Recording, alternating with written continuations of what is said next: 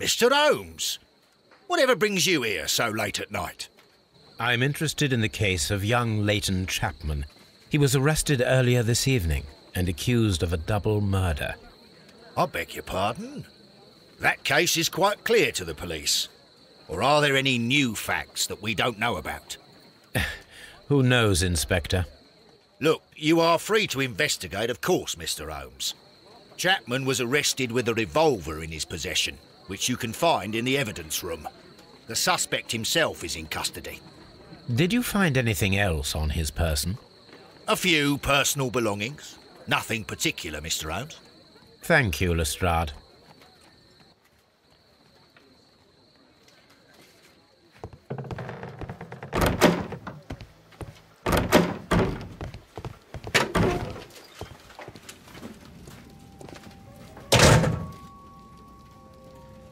A cheap watch, bought with his own money, no doubt. These cigarettes are filled with cheap tobacco, nothing interesting. So this is the gun that Leighton was holding when he was caught by the police. It is a Webley revolver, a reliable weapon. It seems as though the shells were not removed from the cylinder.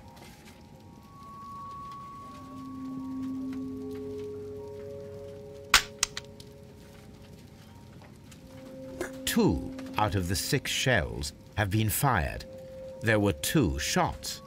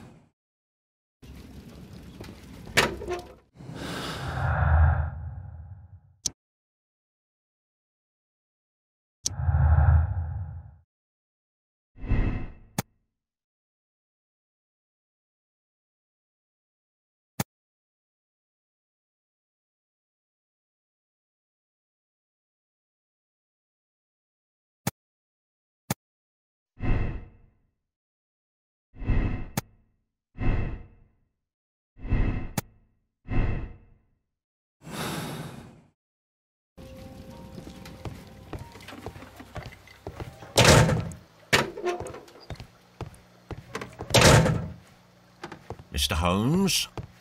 Please escort this suspect for interrogation. Good evening, Mr. Chapman. Who are you? I've got nothing to say. It's all a mistake. Calm down, Leighton. I have come here to help you. To find out if you truly are innocent, as your younger brother Wiggins has told me. My brother? You know him? Then that means you're... Sherlock Holmes. Oh, blimey. All right, Mr. Holmes. I'll tell you everything.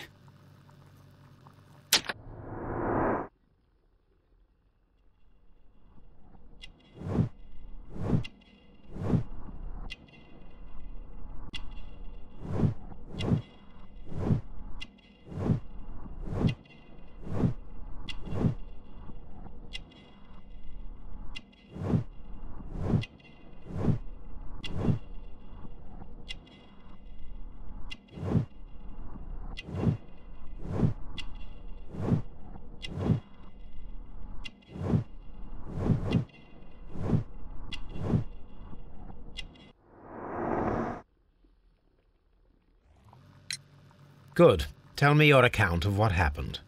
I left my work and I hurried up to see the fireworks in Whitechapel. I was late, so I decided to cut through Half Moon Street.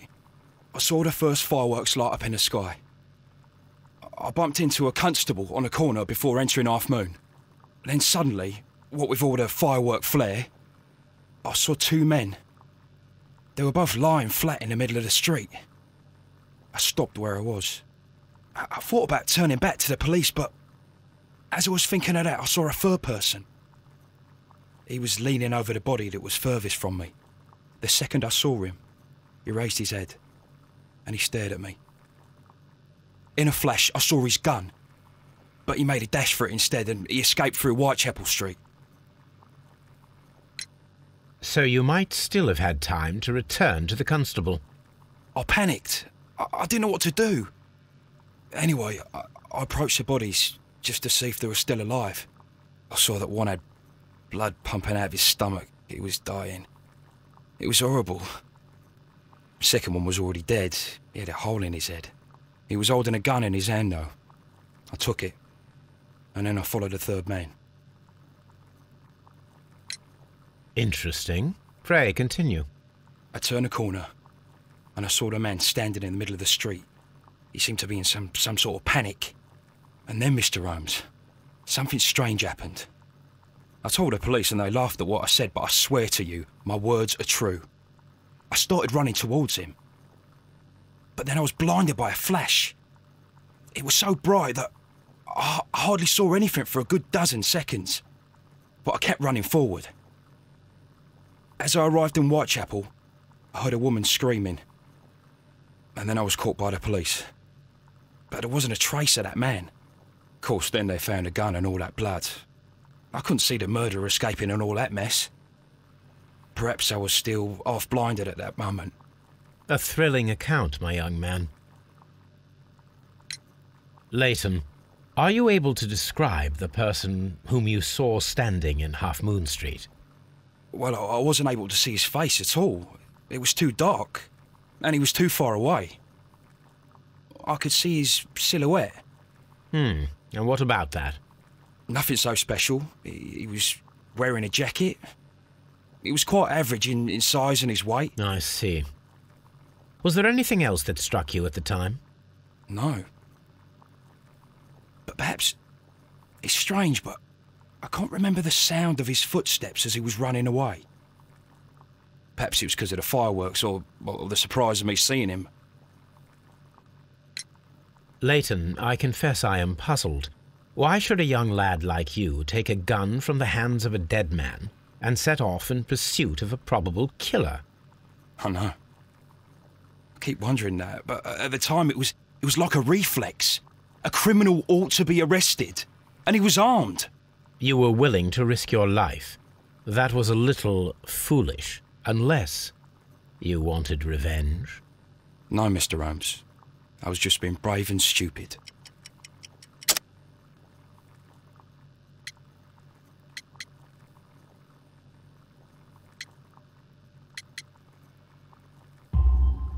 I'm sure that you were, but I believe that you may have recognized one of the victims, Brian Vercotti.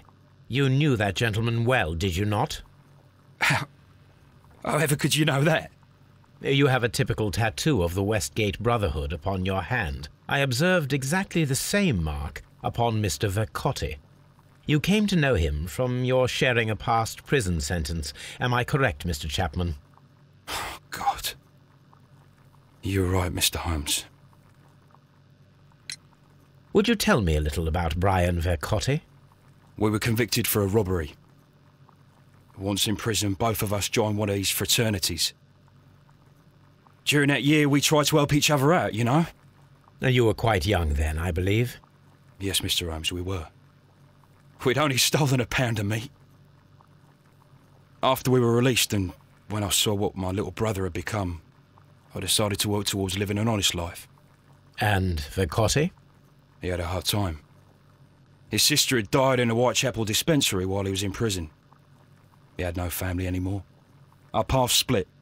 He fell back into crime. So you lost him? Yes.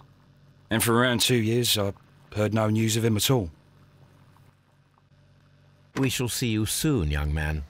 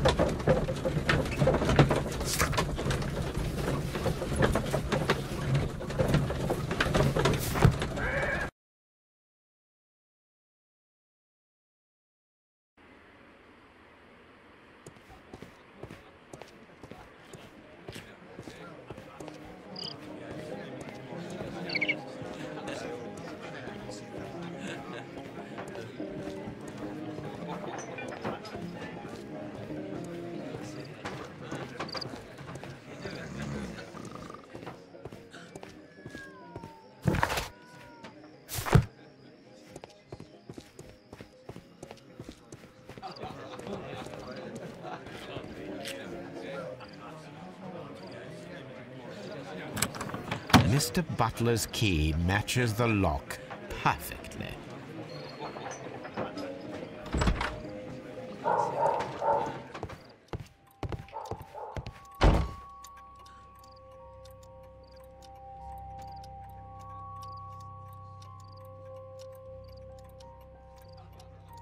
Crampons and a sharp ice axe would only be brought here by a mountaineer.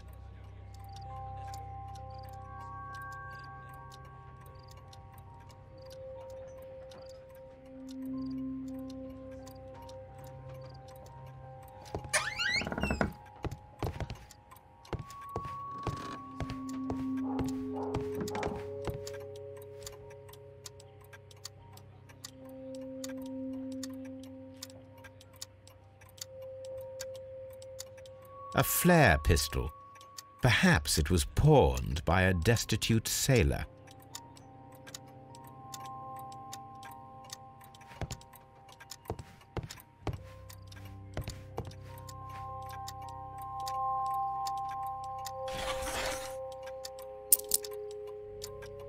The ram's heads.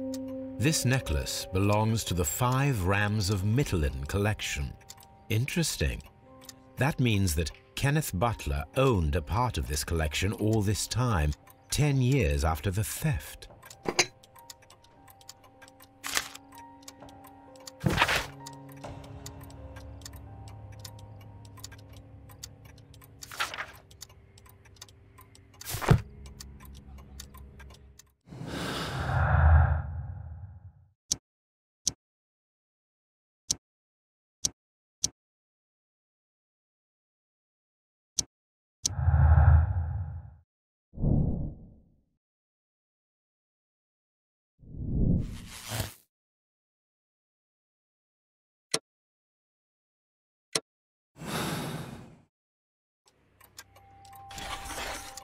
It looks as though Mr. Butler kept a careful record of his operations.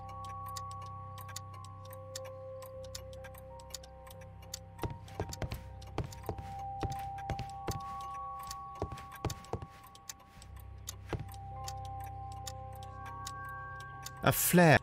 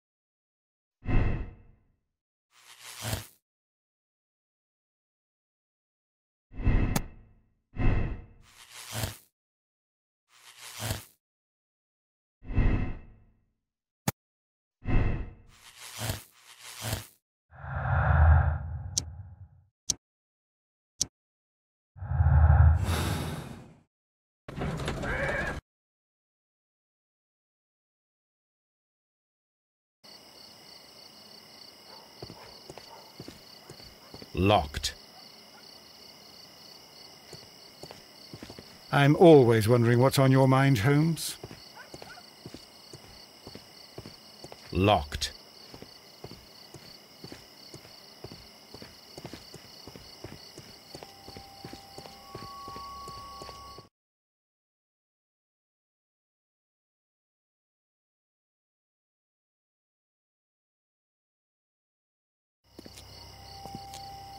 What's up with you, lad?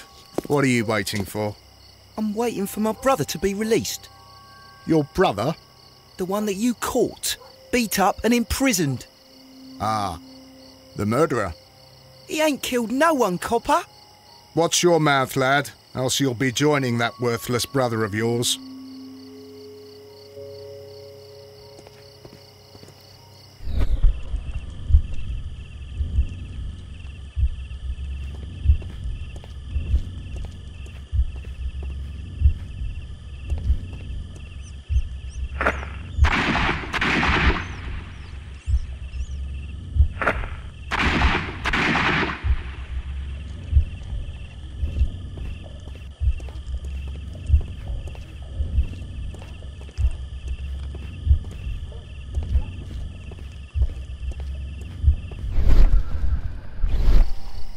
I am unable to see any higher. I need to find something to lift my lamp.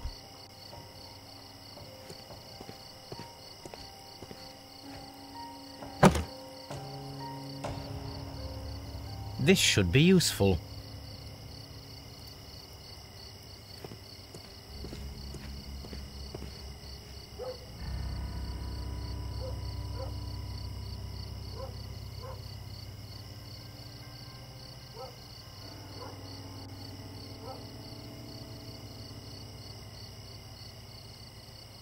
This is most definitely a bullet hole. The brick cracks are fresh. Watson, there was a third shot fired in this street.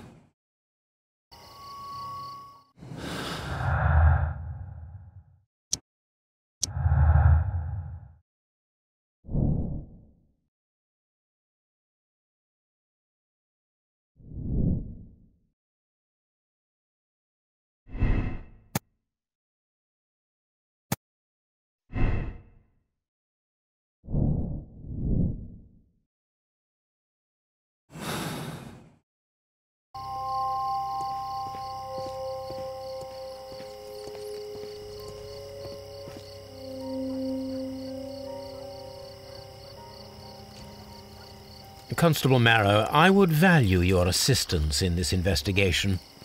It would be my pleasure, Mr. Holmes. I would like to make sure that there are no places in Half Moon Street where a man could hide while you were running through it with your lamp. All right, Mr. Holmes, what should I do?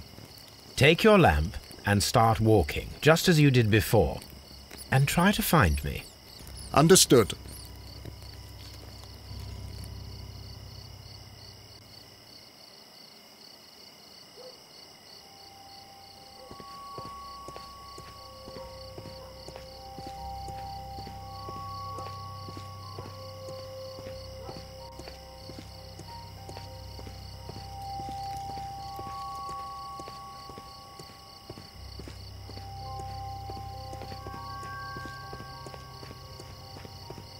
No, this is not how I walked at the time of the crime. I was more attentive.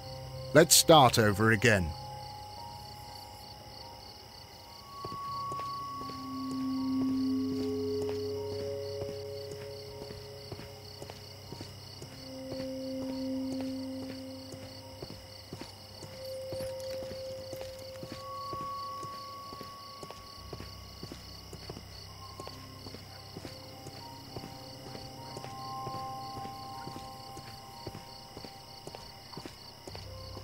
No, this is not how I walked at the time of the crime. I was more attentive.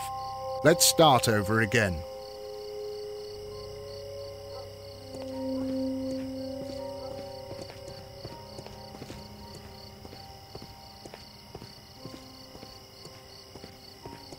I can see you very well, Mr. Holmes. All right, Constable. Let's try again. I'll find another place to hide.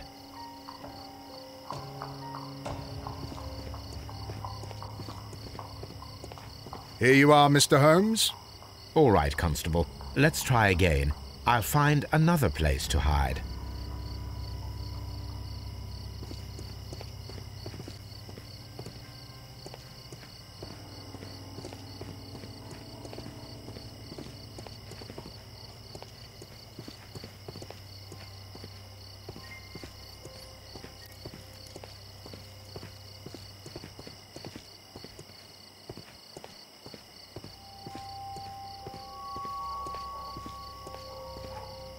Mr. Holmes, it wasn't difficult to find you at all. It is obvious now. No one could escape Constable Marrow's lamp while hiding in the street.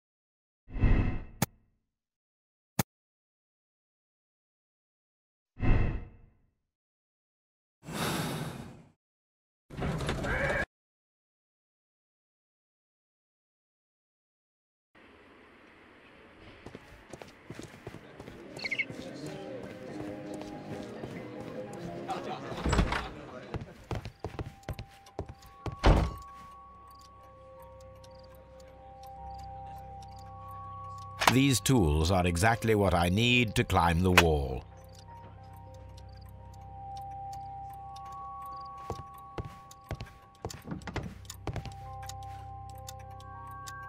This is exactly what we need in order to imitate the flash of the fireworks.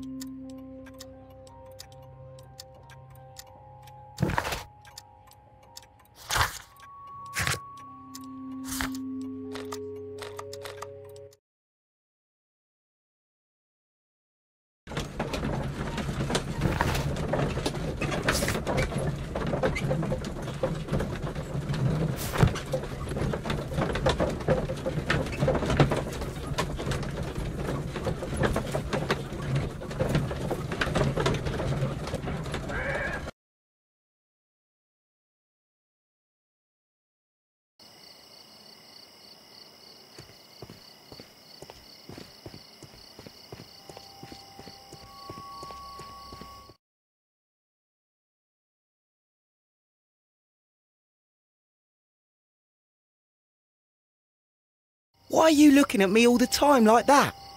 I'm just watching you, lad. I never know what to expect from people like you. People like me? Yes, street beggars and thieves. I ain't a thief. Oh, no? Then where did you get whatever it is that you're gnawing on? I very much doubt that you bought it. What ain't seen can't hardly be stolen.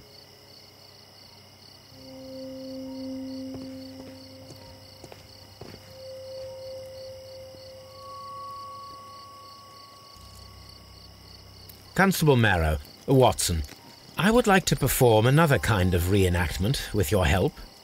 I'm listening, Mr. Holmes. I want to check if Leighton's testimony can be trusted. If someone could vanish into thin air at a specific moment. But Holmes, I don't see how. I am going to be the mysterious gentleman whom Leighton followed. I will stand exactly where he saw him before he was blinded by the flash. Watson, you will be Leighton. When I fire the signal flare, you should start to chase me. I understand, Holmes. You, Constable Marrow, just play your part and do exactly as you did. Just, please, wait 5 seconds after the signal flare. I doubt that Polly Powell would have screamed any earlier. As you say, Mr. Holmes. Let us begin then. Catch me if you can.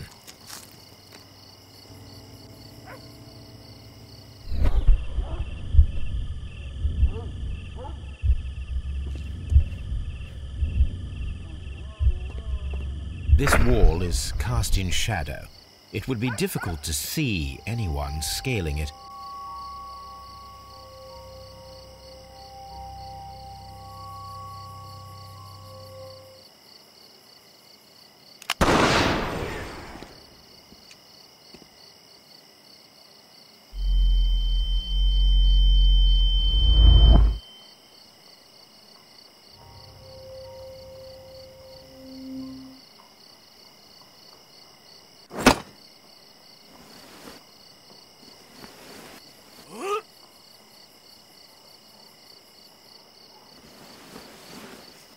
I can barely see anything.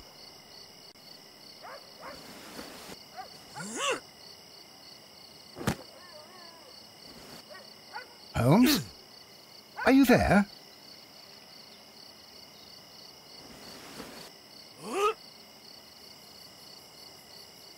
I should try climbing faster.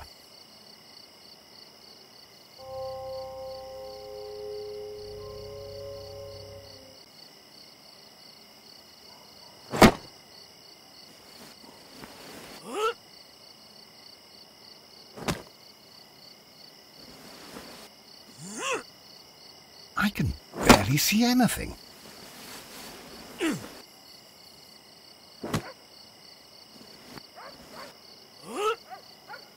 Holmes? Are you there?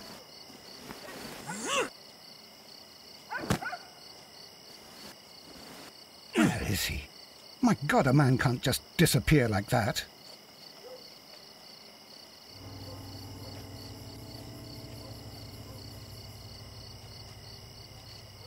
Holmes? Holmes? Where are you? I cannot see you, Mr. Holmes. Dr. Watson, it seems that Mr. Holmes has disappeared. Don't worry, gentlemen, I am up here, above your heads. How on earth did you get up there, Holmes? I am using crampons and a climbing axe, although the person we are looking for did not leave any traces of such tools. Constable, is there any way to get to the top of this building? Yes, Mr. Holmes, I can show you. The door to the building can be found from Whitechapel Street. Gentlemen, I am on my way down.